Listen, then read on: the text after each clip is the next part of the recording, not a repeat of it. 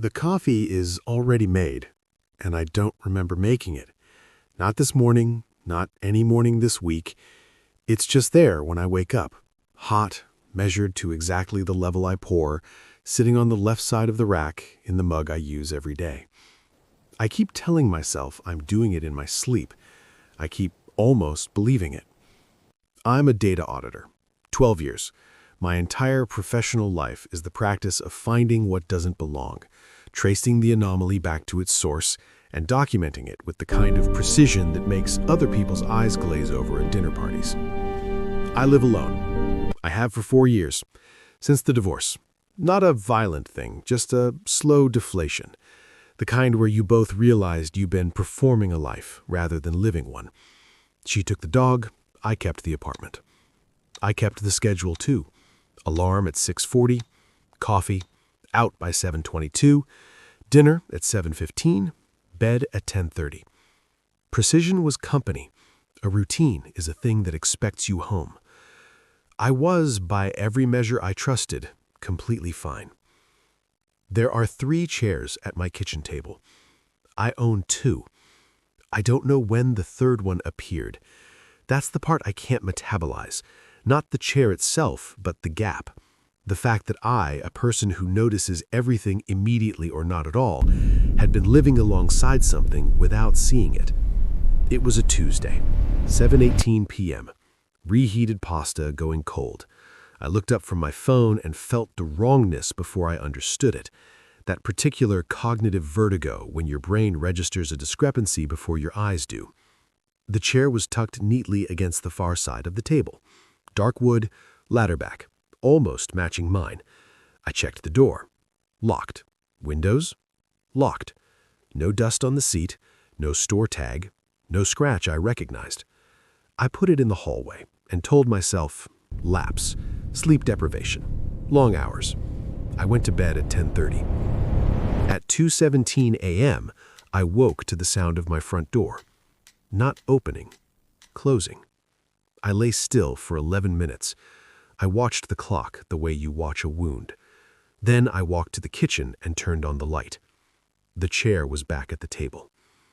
I installed a camera the next morning, angled at the front door, the kitchen entrance. I watched the feed for 3 nights. Nothing entered, nothing left. On the 3rd night at exactly 2:17 a.m., the chair moved. I have the footage. I've watched it 47 times. One frame, chair against the wall. Next frame, chair at the table. No blur, no gap, no motion in between. The microwave clock behind it reads 2:17. The refrigerator hum on the audio track doesn't even stutter.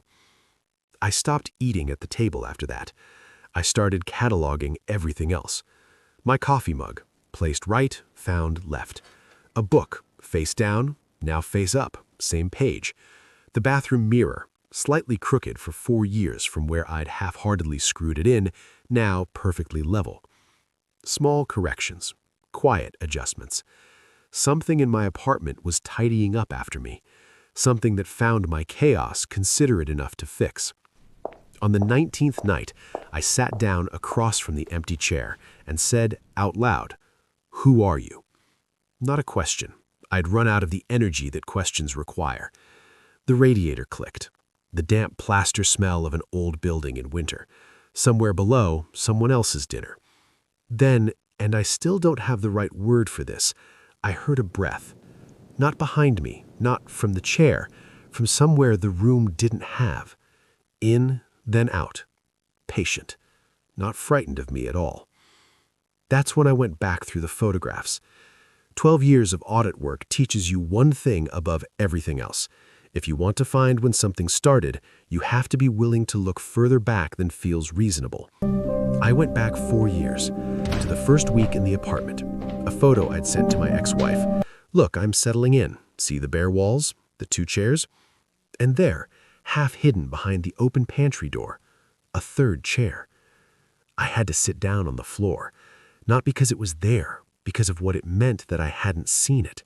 4 years. 4 years of dinners and late nights and quiet mornings, and the chair had been there, in the background of my life, and I had looked straight through it. Now the thoughts come in two varieties, and they arrive in rotation, and neither of them lets me sleep cleanly. The first, something has been here since the beginning.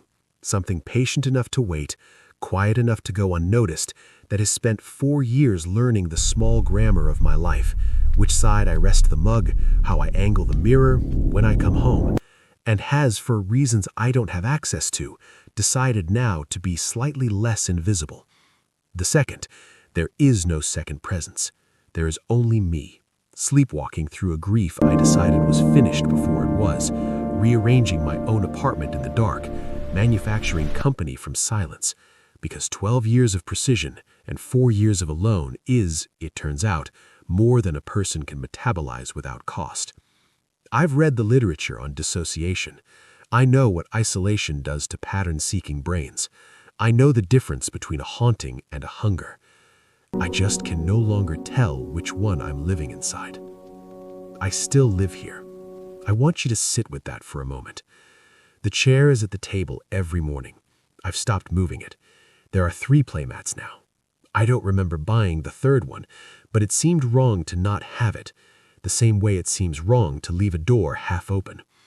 The 217 sounds have become familiar, that small exhale of the latch, those 11 minutes of stillness before I allow myself to get up. I've started thinking of them as a kind of schedule, a routine that expects me to stay. Go back to the beginning. The coffee already made, already at the level I pour, already on the left. I told you I kept almost believing I was doing it in my sleep. What I didn't tell you, what I've only let myself think about in the last few days, in the narrow, honest hours after 2:17, is this. I don't drink my coffee on the left side of the rack. I never have. That's not my preference. That's someone else's. This morning when I came to the kitchen, both cups were there, steam rising from each one, placed across from each other at the table with the kind of quiet neatness I recognize now, the neatness of someone who has done this many mornings. The third chair was empty. I sat down in mine. The coffee was exactly how I take it. I never told anyone how I take it.